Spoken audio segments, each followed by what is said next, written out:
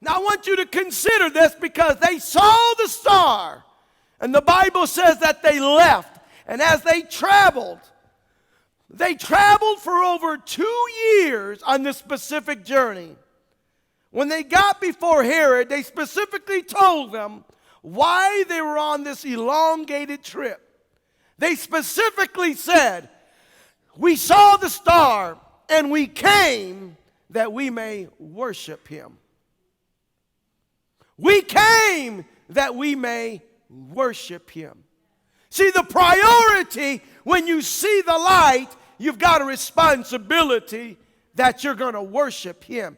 You just can't come to church to clap or to see people or to say that you go to CRC. You've got to come to church because you're here to worship him.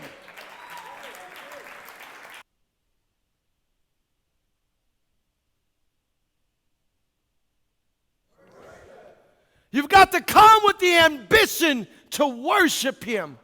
You've got to have the hunger in your spirit to want to worship him. Here were the wise men, and there was a hunger in their spirit. They were willing to travel and leave their family and leave everything behind that they could worship him. They were driven. They wanted to worship him. They wanted to worship him. The problem with Herod was when he heard the news, "We have saw the star. Where is the King of the Jews?" It never even dawned on Herod at all to say, "Who is he? And I want to worship him." He was informed of the star, and the star was hanging over the sky. It was there, and it was beaming for people to see it. And though it was present, Herod could never see the star. He could never see the star for himself. He troubled all of Israel. Where is the star? And he wanted to know where the baby was that was born. But he himself could not see the star. He was not a worshiper. Ladies and gentlemen, whatever you're not looking for, you cannot see. He couldn't see the star because he wasn't looking for the star. He couldn't see the light because he wasn't looking for the light. Can I tell you, it is a gift from God that you're here today and that you can see the light. You can see the light so you can worship the light. Herod wasn't looking for the star. Herod didn't care about the star because Herod did not have an ambition to worship something outside of him. Herod was trapped in his own world, and he was not a worshiper. He worshiped himself, and he worshiped his position. He was recognized as Herod the Great.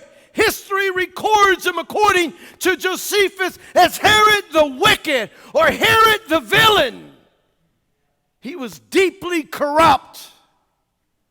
Deeply corrupt. Why? Because if you never see the light in your life, then you'll fall to the darkness around you. And there's so many people that are rejecting the light today.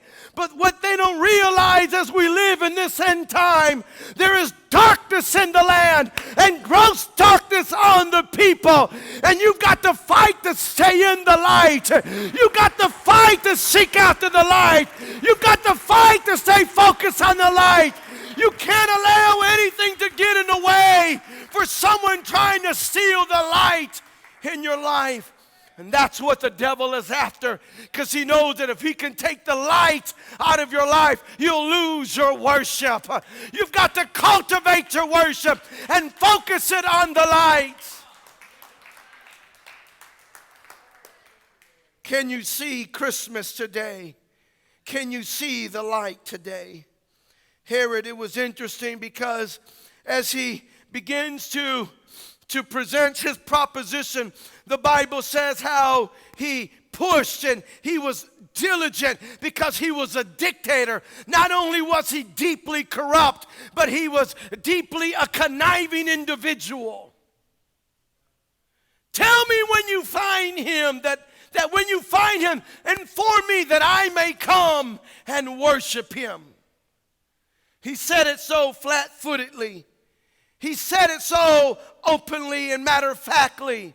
Yet in his heart, he had this ability to connive. He had this ability to persuade with deception. Why was he that way? Because he lived in darkness. We better be careful of the lies that we tell. We better be careful of the untruthfulness that we posture ourselves in. We better be careful of living lives full of deceptions. One foot in on Sunday, but on Monday living something else.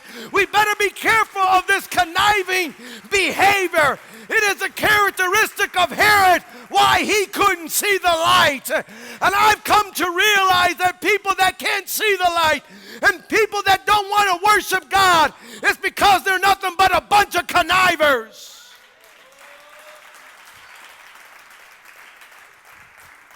They're all over the place. They can tell you a lie and smile at you. And they can try to display a bunch of emotions towards you. And all they're doing is trying to manipulate and deceive you. It comes from the father of lies and the king conniver, which is the devil himself. We've got to be careful who we allow around our circle and who we allow to influence us. He was deeply corrupt. He was a great conniver. And he was also